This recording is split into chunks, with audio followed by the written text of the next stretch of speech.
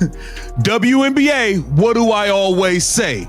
The gift that keeps on giving. And if there's anybody who is welcome to chime in and blast Kathy Engelbert and blast the WNBA for the officials, it is. I think overall, I think that we've always had fans that deeply care and have been there from the very get-go.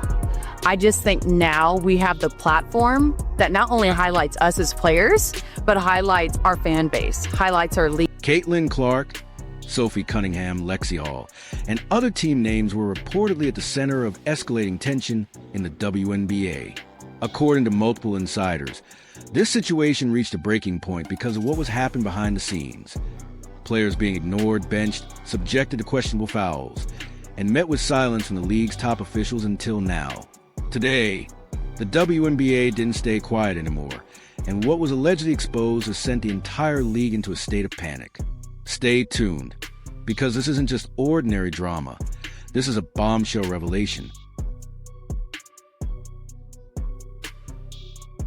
Everything to be up out of here, because you want to know why? They ain't got to pay them nothing. They want the league to go back into the sunken place. And I believe the Indiana Fever was by far the first people to be on board. They the highest grossing, highest rated team in the entire league. Y'all think the Herman dude really want to pay these ladies $1 million a contract when he ain't got to? He been paying them what, $80,000, $90,000 a year? He don't want to pay them women $1 million if he ain't got to. What's the best thing to do? Make Caitlin Clark inactive? For weeks, fans noticed something was off. Caitlin Clark was being hit hard with no whistle. Sophie Cunningham faced instant fouls for aggressive defense. And Lexie Hull, full of energy and hustle, was suddenly benched. Commentators brushed it off, and coaches avoided questions. But fans weren't blind. The pattern felt deliberate. And when patterns repeat, people start asking questions. Insiders and analysts quietly pointed out that certain players were given leeway while others weren't. Certain reactions were tolerated, while others were punished. Not be rugby. This should not be more physical than an NFL game. It shouldn't. Let's take a listen to what Lexie Hull had to say. And then I'm going to show you just a few of the people who went off on Kathy Engelbert and the WNBA refs this past season, because it was ridiculous. Heard, but we are in a bit of a negotiation right now. We fight our rivals hard on the court, but now we're fighting for fair pay, safer play, and better resources for every player in the WNBA. According to people close to the situation, the breaking point didn't happen on the court. It came after the games, in meetings, film sessions, and private conversations. One repeated message allegedly kept coming up: tone it down, fit the system, stop drawing attention. For Caitlin Clark, it sounded like stop being Caitlin Clark.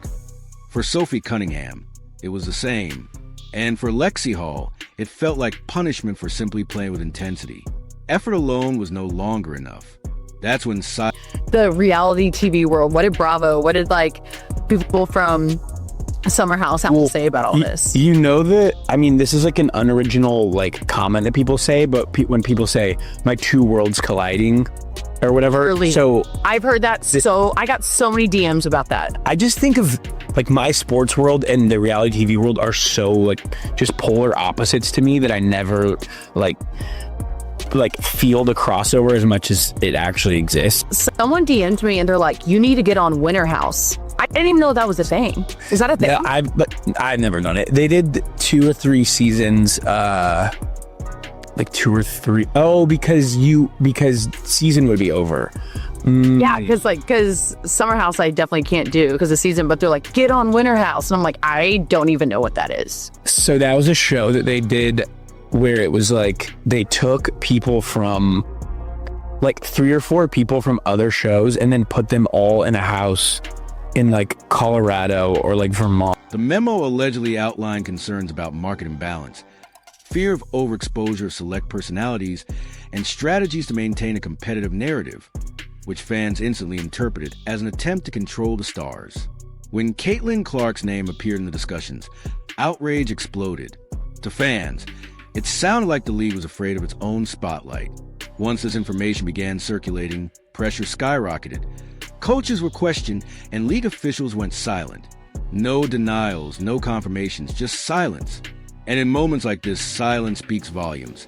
Because Caitlin Clark, Sophie Cunningham, and Lexie Hull weren't asking for favors. They were